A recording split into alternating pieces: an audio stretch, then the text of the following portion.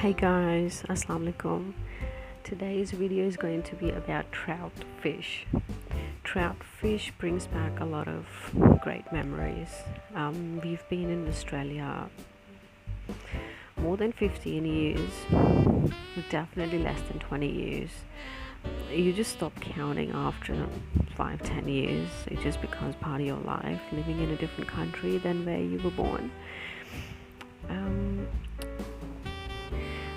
When we were younger, our parents used to take us to Naran and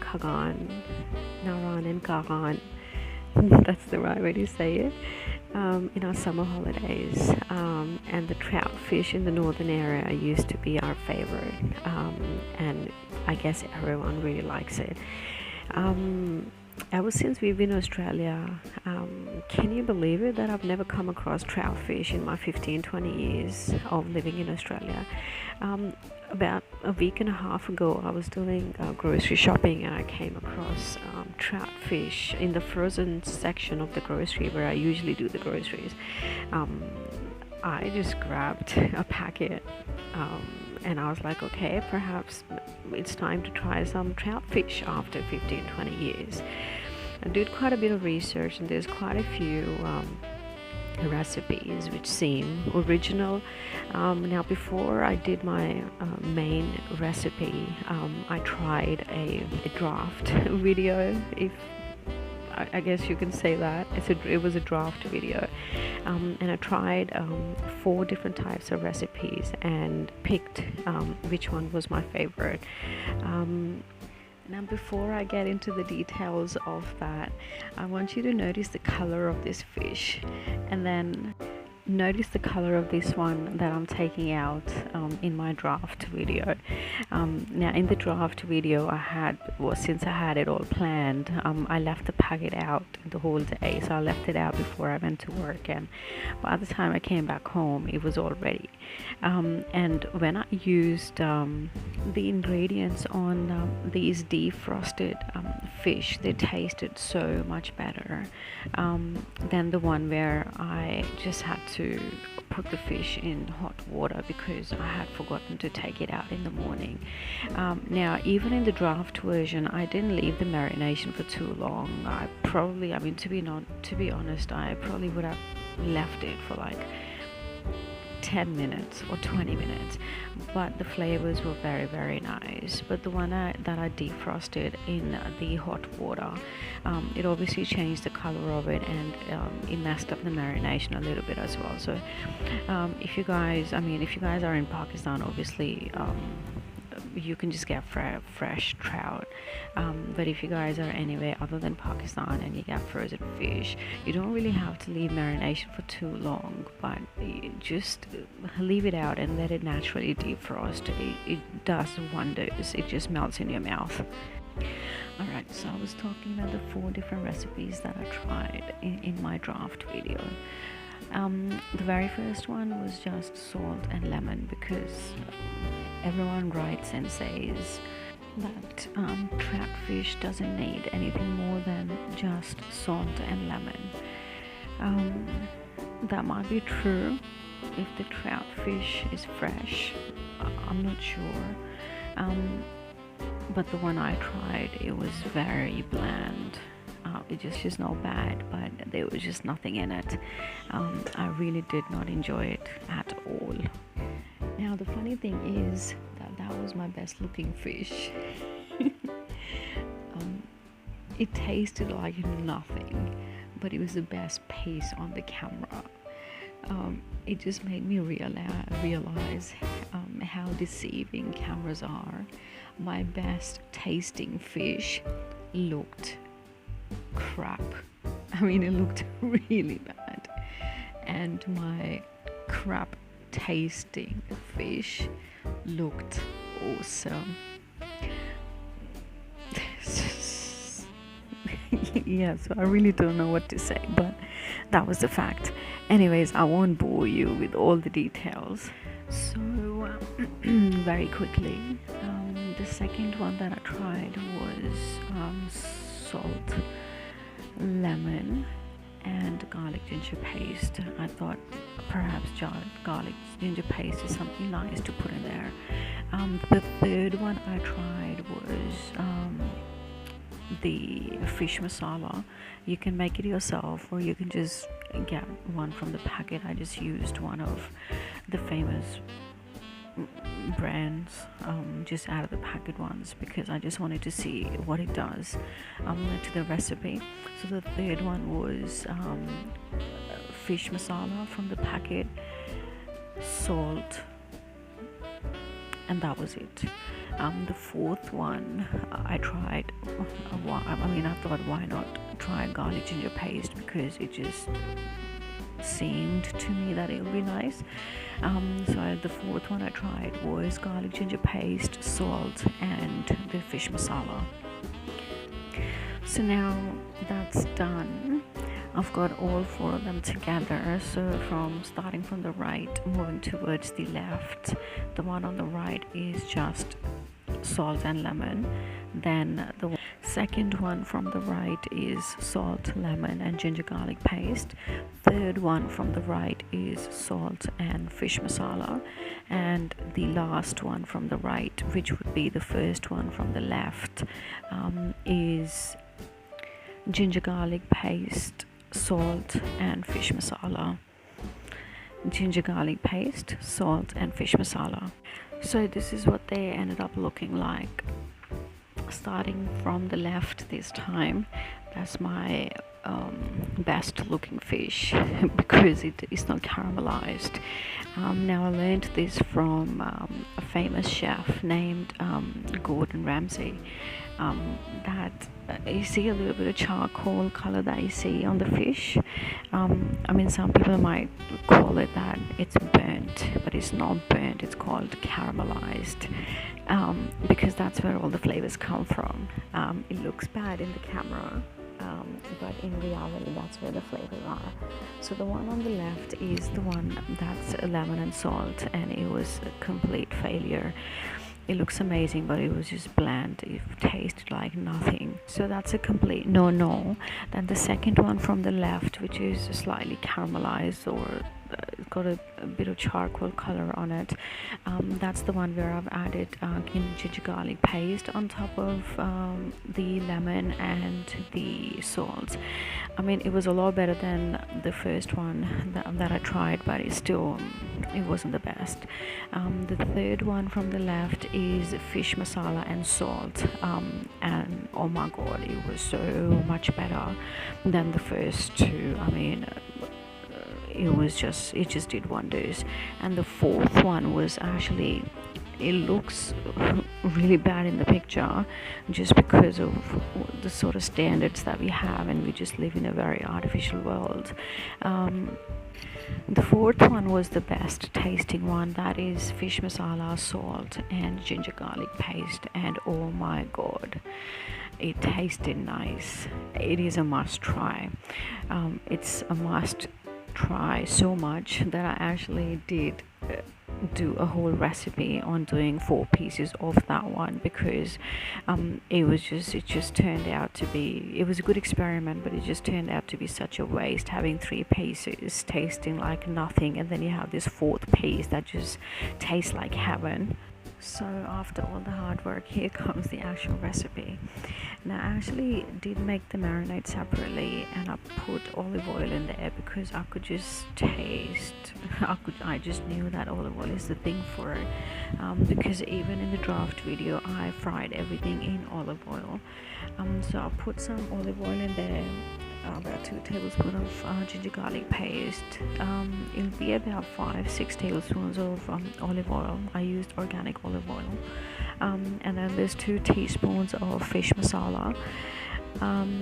You can use any fish masala, any from the packet. You can even find a recipe to make your own. There's nothing special in it. And I've put some salt in there. You do have to go a bit heavy on the salt, I found, not too heavy obviously, so I put a little bit more than you can say 3/4 of a teaspoon, and my salt is quite strong. It's the Himalaya or rock salt, so it's usually stronger than the other one. So just go slightly heavy on the salt. Once the marinade is mixed, once the marinade is ready, you just go in with the fish fillets one by one, and obviously you just coat them in the marinade.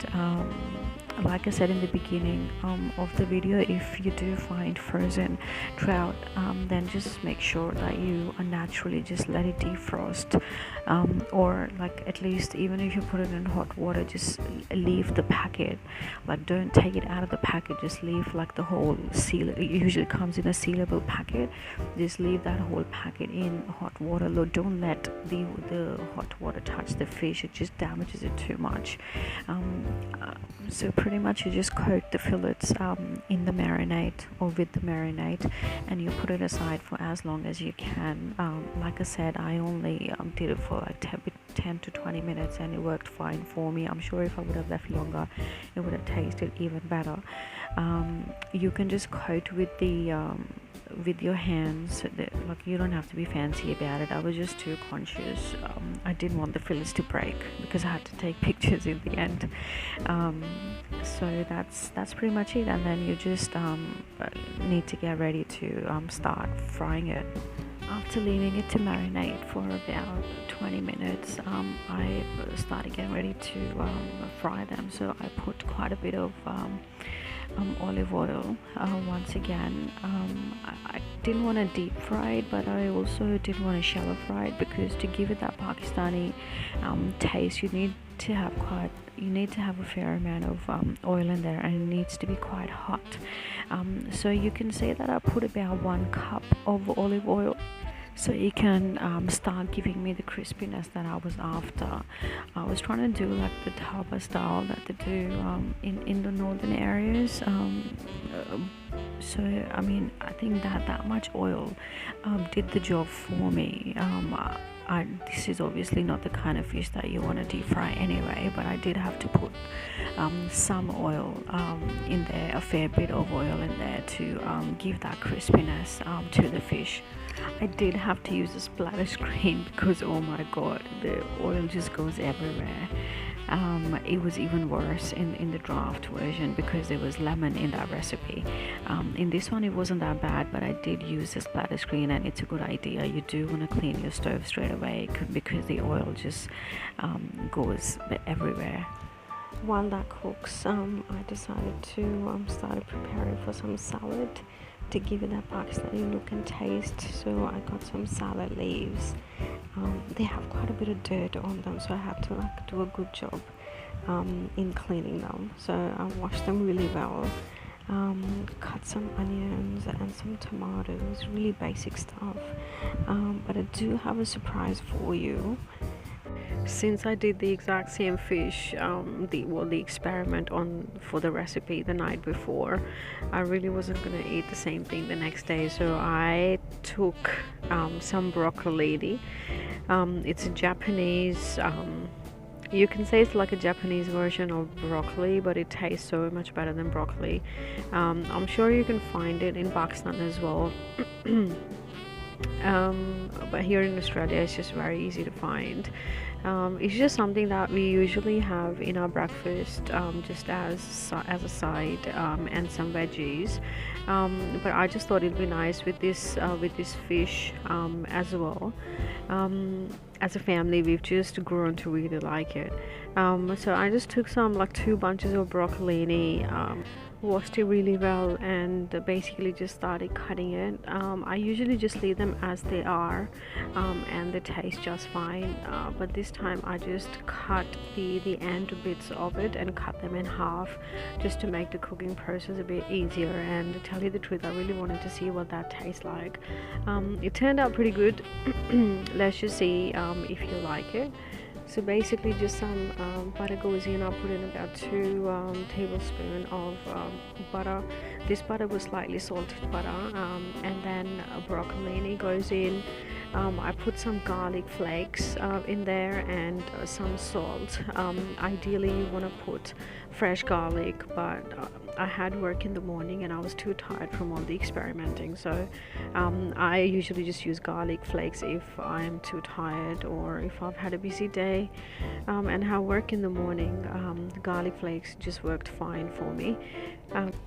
So after about 10 minutes of stirring, it starts to give you the charcoal effect that I was talking about earlier.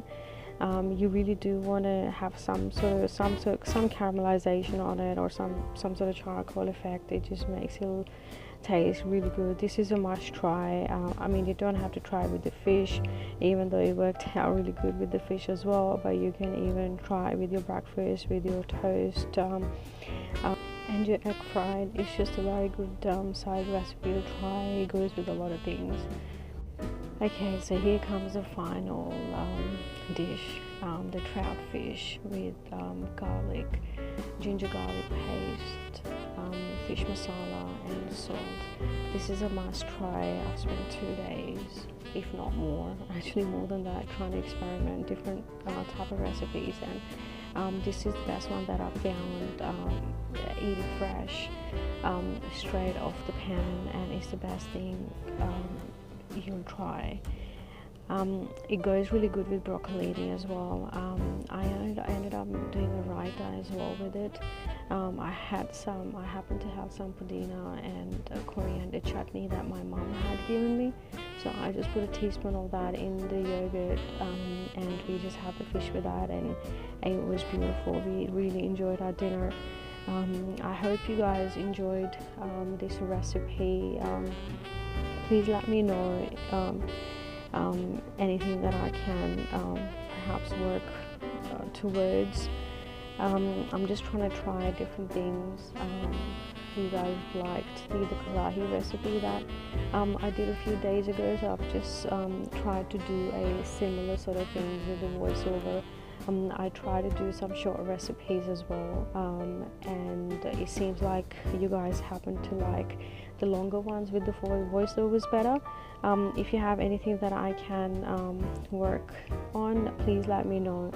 Until then, I'll just keep trying different things and see how it comes along. Thank you very much for spending this time with me. I had a great time filming this and recording. I'll tell you the truth, I had to do some of it in my lunch break as well, because editing is a bit of a task. I'm still getting used to it. I haven't slept properly in a few nights because I'm just juggling between work and housework and these recipes and other things that I'm trying on YouTube. Thank you very much for your time. I really appreciate the time that you spent with me. Inshallah, I'll see you again. Until then, assalamu alaikum. You guys have a great time. Take care of yourself, and bye. And Allah Hafiz to all my friends. Thank you.